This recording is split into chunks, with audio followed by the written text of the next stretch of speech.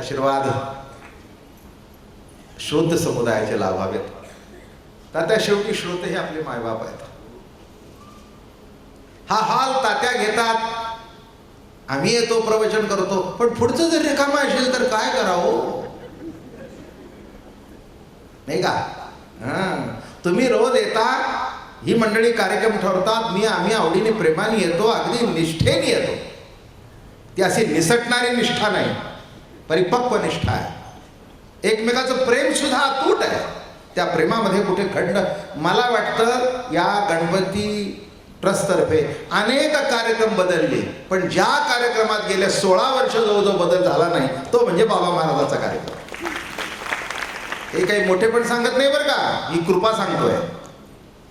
तुम्हाला वाटत असेल बाबा महाराज मोठे, बिलकुल नाही, बिलकुल नाही. ही गणपतीची कृपा आहे, पांडुरंगाची कृपा आहे की त्याला वाटतं की बाबा महाराजांनी कार्यक्रम, आणि त्याला जिथपर्यंत वाटतंय तिथपर्यंत हे कार्यक्रम चालू राहणार. त्यालाच वाटलं चला बाबा महाराज आता रिटायर व्हा, बरोबर.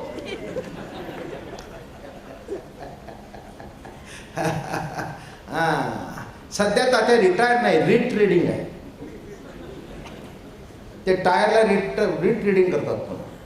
म्हणजे जुना जरी टायर झाला असला की नाही, त्याच्यावर केलं की ते पुन्हा आणखीन 5 वर्ष चालतं. रिमोट ट्रेडिंग म्हणजे त्याला निरनिराळे असे धागे बिगे लावून असं 3 लक्ष काढून एकदम तयार करतात. तसं वर्षाचं प्रवचन 1 महिना निवांत झालं ना की तात्या आमची झीज भरून निघते, आम्हाला आनंद वाटतो. आणि म्हणून असाच आशीर्वाद लाभावा. आणि काही नाही, मी काही विषय काय झालं, गेल्या वर्षी आपण गणपती सांगितला, या सगळ्यांचाच आग्रह होता गणपती सांगावं. मी म्हटलं बाबा माझा काही इतका गणपतीचा अभ्यास नाही. पण अभ्यास नाही तर गणपती असा बोलून गेला, क्या बात आहे. अहो मी सुद्धा थक्क झालो की इतकं गणपती. आणि आता मी ठरवलं की राहिलेलं कृष्णचरित्र सांगायचं. कृष्णचरित्र राहिलेलं सांगायचं आहे. आणि समजा की कथा अध्यात्माच्या दृष्टिकोनातून सांगून संपल्या तर काय सांगायचं तेही सांगतो. कृष्णाने सांगितलेली गीता ऐकली आहे, पण कृष्णाने सांगितलेलं भागवत तुम्ही ऐकलं नाही. ते एकनाथी भागवत मी सांगेन. काय अर्जुनाला सांगितलेली गीता ऐकली आहे, पण उद्धवाला सांगितलेलं भागवत तुम्ही ऐकलं नाही. आणि भागवतावर कोणी प्रवचन करतच नाही. करतात ते मोठ्या भागवतावर करतात, भागवत कथा करतात.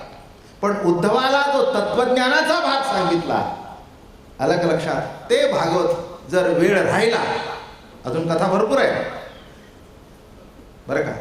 आपण मागच्या वेळेला जे सांगितलं होतं, म्हणजे हे अगोदर सांगतो म्हणजे पुन्हा सांगायला नको. मागच्या वेळेला आपण ऋषी पत्न्या आणि जेवण घेऊन भगवान ते आले ते सांगितलं. आता त्याच्या पुढे आपण आजपासून सांगायला सुरुवात करू. आणि तो जर विषय संपला तर जरूर एकनाथी भागवत सांगितले तुम्हाला, आवडीने प्रेमाने सांगेन. माझे नाथ बाबा म्हणजे प्रत्यक्ष माऊलीचा अवतार आहे.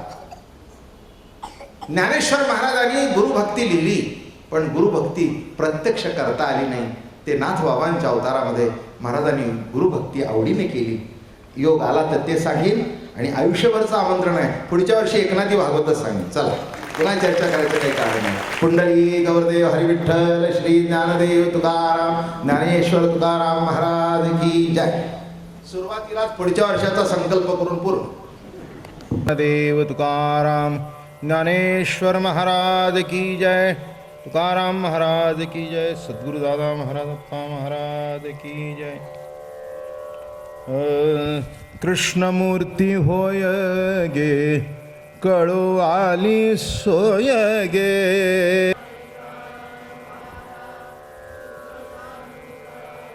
तुळशी माळा गळा गे, कस्तुरीचा टिळा गे.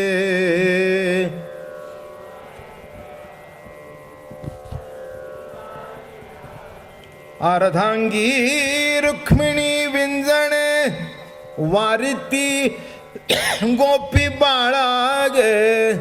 अर्धांगी रुक्मिणी विंजणे, वारिती गोपी बाळा गे. तुळशी माळ गळा गे, कस्तुरीचा टिळा गे.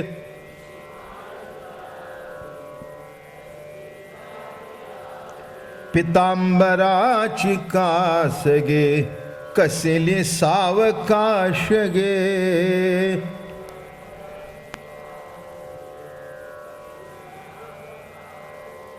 पितांबराची कास गे कसेली सावकाश गे.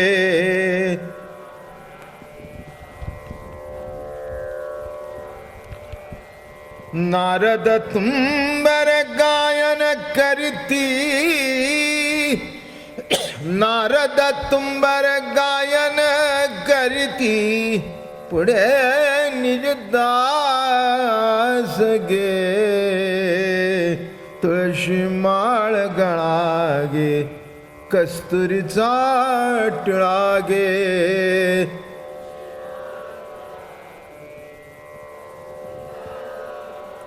भक्त कृपेची माय गे ओळखो आली विठाई गे.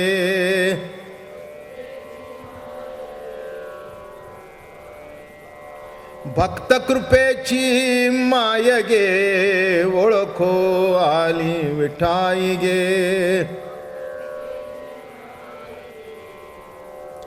एका जनार्दनी विठ्ठल.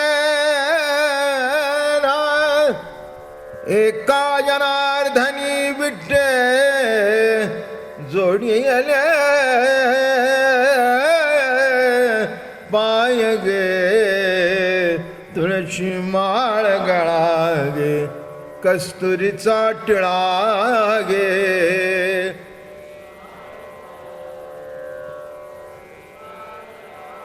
अर्धांगी रुक्मिणी विंजणे वारिती गोपी बाळा गे.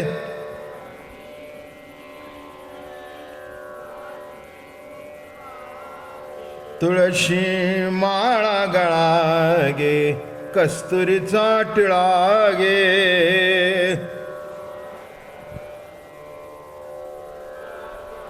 कुंडलिकावरदे हरिविठ्ठल श्री ज्ञानदेव तुकाराम ज्ञानेश्वर महाराज तुकाराम महाराज सद्गुरुदादा महाराज की जय.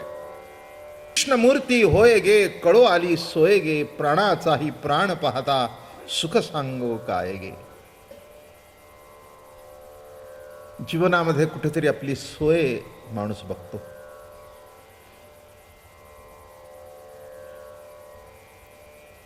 बसताना सोय, उठताना सोय, जेवताना सोय, खाताना सोय,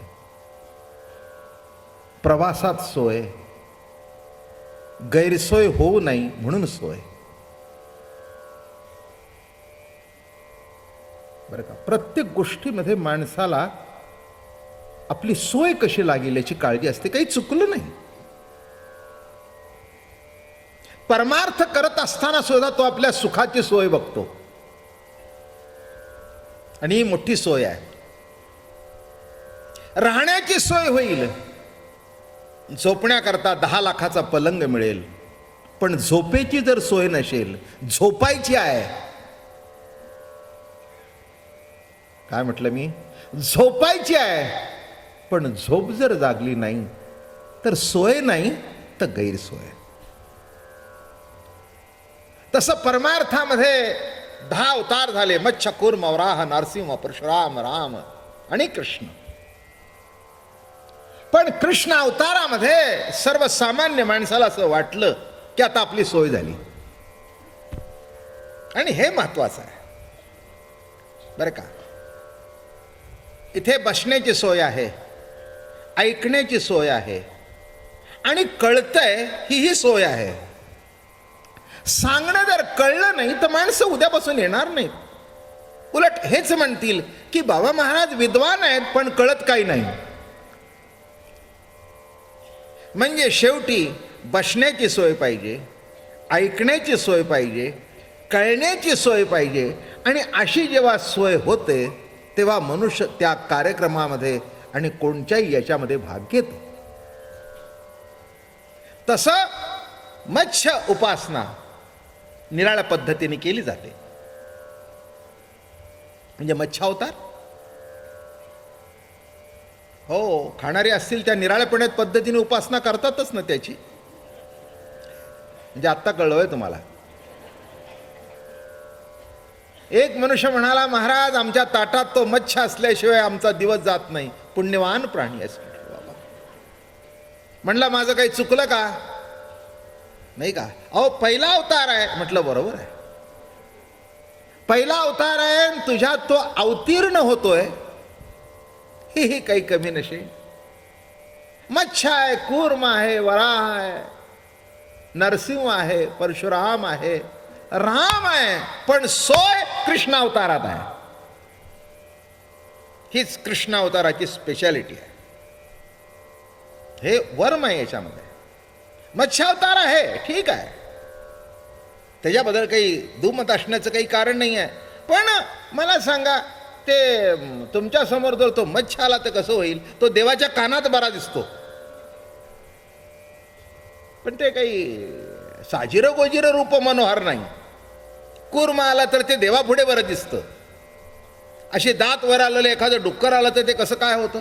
माणसाला ते देवाचे अवतार वाटतच नाहीत म्हणून मारतात. कळलं का तुम्हाला? आता देव सर्व ठिकाणी मग त्याच्यात आहे असं गृहीत धरायला काही हरकत नाही. एका माणसाने मध्ये विधान केलं होतं, म्हणजे कधी न खाणाऱ्या माणसाने. ते म्हणाले मी गाई का खाऊ लागलो, गाऊचं मांस? तर म्हणाले ती गाई मला कधी गोमाता वाटलीच नाही. बरोबर आहे, आता वाटलीच नाही तर त्याच्याबद्दल आपण काही चर्चा करू शकतो का? एखादी गोष्ट काय वाटावी आणि काय नाही याच्याबद्दल काही प्रश्न नाही. मत्स्य, कूर्म, वराह, नारसिंह, थोडंसं एक गोषवारा सांगतो नाही का? हो, नारसिंह रात्री स्वप्नात आला आणि तुम्हाला जर आडवं मांडीवर घेतलं तर कसं काय वाटेल?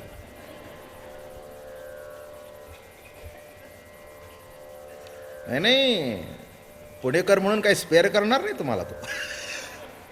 तुम्ही तर सांगितलं बाबा अरे आम्ही पुणेकर आहोत, तो म्हणेल मला माहित नाही, माझा अवतार पाहिजे ना. हो आडवा. काय अवघडच आहे एकंदर. काय नरसिंह अवतार खरा, पण साजिरे गोजिरे रूप मनोहर नाही. नाही नाही. वामन अवतार, आता तो बुटका. पुष्कळशी मुलं नापास केली जातात किंवा पुष्कळशा मुली नापास केल्या जातात, त्या बुटक्या आहेत म्हणून. काय फारच बुटकी आहे बा, फारच बुटका आहे बा. म्हणजे बटू ठीक आहे, अवतार देवाचा आहे, त्याच्याबद्दल काही वाद करण्याचं कारण. राम अवतार, परशुराम अवतार एकांगी अवतार आहे. क्षत्रियांना संपवलं. म्हणजे आता देव म्हटल्यानंतर सर्व ठिकाणी देवत्व पाहावं याचा अर्थ हे सगळे अंश अवतार आहेत. कुठेतरी कुठेतरी कुठेतरी काहीतरी कमी जास्ती आहे. राम अवतारी आहेच बरं का, पण राम हा शेवटी मर्यादा पुरुषोत्तम आहे. त्याला प्रत्येक गोष्टीत मर्यादा सांभाळावी लागली म्हणून मर्यादा पुरुषोत्तम. पण शेवटी अमर्याद पुरुषोत्तम हा कृष्ण आहे. बस इथे आपण आलो, जास्तीची किस्सा करत नाही. अमर्याद म्हणजे सर्वांगाने एक परिपूर्ण दर्शन. दिसायला सुंदर, असायला सुंदर, बोलायला गोड, संसारिक, मोठा संसार, पुन्हा काही साधा सुधा संसार नाही. 16,108 बायकांचा संसार.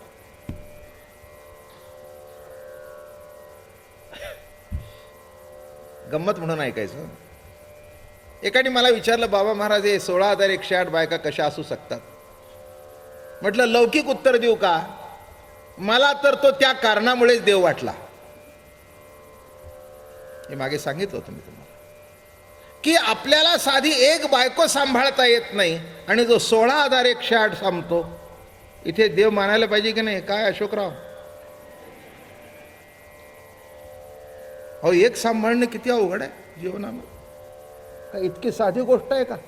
हां, तिने 2 साड्या मागितल्या तर आपल्या कपाळाला आट्या उठतात. एक घेऊन दिली परवाना आत्ता, पुन्हा मग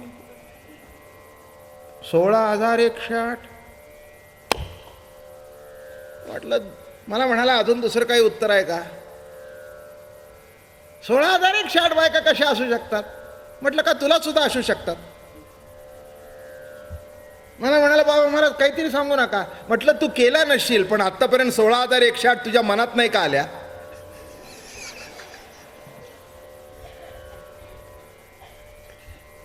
मला म्हणाला बाबा महाराज कधी वर्मावर बोट ठेवलं. सांग की म्हटलं लहानपणापासूनची यादी काढ.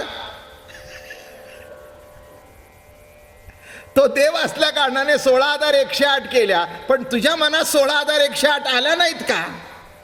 बेरीज केली असते तर कदाचित आणखीन 1700 पूर्ण झाला असता, 17,000 आकडा. तेव्हा ह्या चर्चा करण्यापेक्षा त्याचं विशेषत्व, त्याचं देवत्व, अमर्याद पुरुषोत्तम, बरं का, उत्कृष्ट प्रवचनकार, राम अवतारामध्ये योग वाशिष्ठ ऐकला आणि कृष्ण अवतारामध्ये गीता सांगितली आणि भागवती सांगितलं, एकादश स्कंद, आणि असा अलौकिक अवतार. आणि एक लक्षात ठेवा, कृष्णाला सोडून सर्व लोक परलोका करता जगतात. थोडासा विषय मांडतो. मग तो कोणी असू दे, मोक्षाकरता जगतो, जगण्याकरता जगत नाही, आहे त्या जीवनातला आनंद भोगत नाही.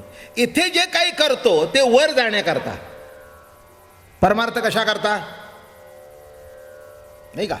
परमार्थ कशा करता, जप तप ध्यान कशा करता? इथल्या लोका करता का परलोका करता? नाही म्हणाला, मेल्यानंतर सद्गती मिळाली पाहिजे. आपली सुद्धा माणसं मेल्यानंतर प्रार्थना करतात, त्यांच्या मृत आत्म्याला शांती मिळो.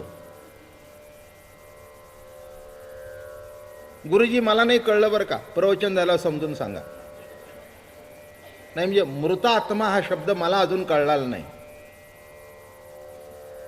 आत्मा जर नित्य आहे, अखंड आहे, अविनाशी आहे, तर तो कोणत्याही परिस्थितीत अविनाशीच आहे ना. मृत आत्मा कसा? आणि आत्मा जर मृत झाला तर शांती मिळण्याचा प्रश्नच नाही. शांती आपोआपच आहे की, कारण का? मृत झाला. म्हणून काही काही शब्द आम्ही परंपरेने वापरतो, याच्यापेक्षा दुसरं काही त्याच्यामध्ये तथ्य असं मला तरी वाटत नाही. आता आणखीन कोणाला काय वाटत असेल तर वाटत असेल. त्यांच्या मृत आत्म्याला शांती मिळो. अरे काय मृत आत्म्याला शांती मिळो?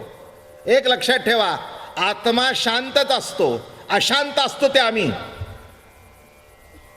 आमचा मीपणा, आमचा अहंकार आमच्या आड येतो आणि आमच्यामध्ये अशांतता निर्माण होते. आत्मा आहे तो कधी गडबड करतच नाही. बघा, आत्मा आहे तिथेच आहे, आलं का लक्षात? आहे तिथेच आहे, त्याच्यात कधी गडबड नाही. गडबड आमच्या मानसिक अवस्थेत आहे, मनामध्ये गडबड आहे, बुद्धीमध्ये गडबड आहे, मनामध्ये चंचलत्व आहे, बुद्धीमध्ये ग्राह्य त्याज्य, होय नाही, होय नाही, असावं नसावं, ही गडबड चालू आहे. बाकी आत्मसत्ता आहे तिथे आहे, तिच्यात काही गडबड करायचं काही कारण. म्हणून लक्षात ठेवा, माणसं जी खटपट करतायत, कृष्णाने काय केलं लक्षात आलं का तुम्हाला? इथलं जीवन परिपूर्णतेने भोगलं. हे बघा, माणसांना असं वाटतं इथलं जगणं दुःखदायक आहे. हे विचारसरणी आहे परमार्थातली, अध्यात्मातली. संसार दुःख मूळ चौकडे इंगळ आम्ही म्हणतो. संसार हा दुःखाचं मूळ आहे आणि या दुःखाच्या मुळातून बाहेर पडण्याकरता परलोक, आम्हाला मुक्ती मिळावी, आम्हाला मोक्ष मिळावा, आम्हाला वैकुंठात जाता यावं. आता कोण वरून गेलेलं खाली आलेलं नाही. अमेरिकेला जाऊन आलेले आता लाखो माणसं आहेत, दर महिन्याला जाऊन येणारी आणखीन लाख भेटतील. पण वैकुंठाला जाऊन कोणी खाली आलेला मला तरी भेटलेला नाही, किंवा एखादा कैलासाला जाऊन आलेलाही भेटलेला नाही, किंवा एखादा स्वर्गवासी झालेला पुन्हा इथे आलेला भेटला नाही. लक्षात ठेवा, माणसाने गृहीत धरलं हे सगळं दुःखरूप आहे, याच्यातून बाहेर पडलं पाहिजे. एक लक्षात घ्या, सुख दुःखाच्या कल्पना इंडिव्हिज्युअल आहेत. तुम्हाला त्रास देऊन मला दुःख वाटतं, सुख होतं, तुम्हाला दुःख होतं. लहानपणी बघा ना, आपण वर्गामध्ये पुढच्या पोराला चिमटा काढायचा, तसे इथे कुणी नसतील, किंवा एखादी पोरगी मुलगी त्या पुढच्याला बसला हळू चिमटा काढायचा.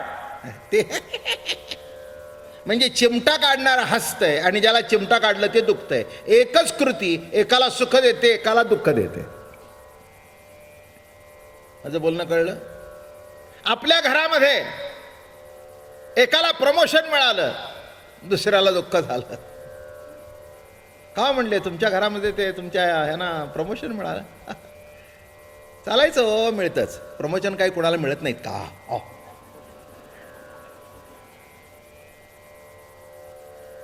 काय अहो, घराघरामध्ये तर मोठी गंमत असते.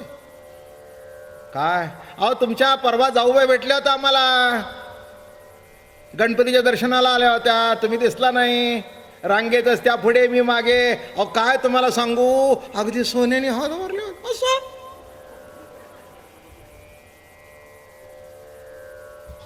म्हणजे तिच्या नवऱ्याने तिला सोन्याच्या बांगड्या केल्या, हे निसवते निघून 15 वर्ष झाली. आता तुझ्या पोटात दुखायचं काही कारण आहे का? तिने बांगड्या घातल्या, तिला सुख मिळालं, याला दुःख मिळालं. एकच कृती एकाला सुख देते, एकाला दुःख देते. तेव्हा तुम्ही ठरवा सुख काय दुःख काय ते. जास्ती विषय मला सांगायचा नाही. माणसाला मुक्ती एवढ्या करता पाहिजे असते की या दुःखातून मुक्ती मिळावी. मुक्तीच्या मागे का? जे सर्वजण म्हणतात आम्हाला मुक्त व्हायचंय, आम्हाला मुक्त व्हायचंय. अरे मुक्त कशा करता व्हायचंय? कृष्ण इथे मुक्ती बिक्तीच्या मागे लागलेला नाही आहे. तो आनंद भोगतोय, मस्तपैकी आनंद भोगतोय. लक्षात ठेवा, राम अवतारामध्ये कधी खेळ आला नाही, सगळे खेळ कृष्ण अवतारात आलेत. शब्द कळला तुम्हाला? हे बघा, रामायणामध्ये बालकांड आहे आणि कृष्ण चरित्रामध्ये बाळ क्रीडा आहे.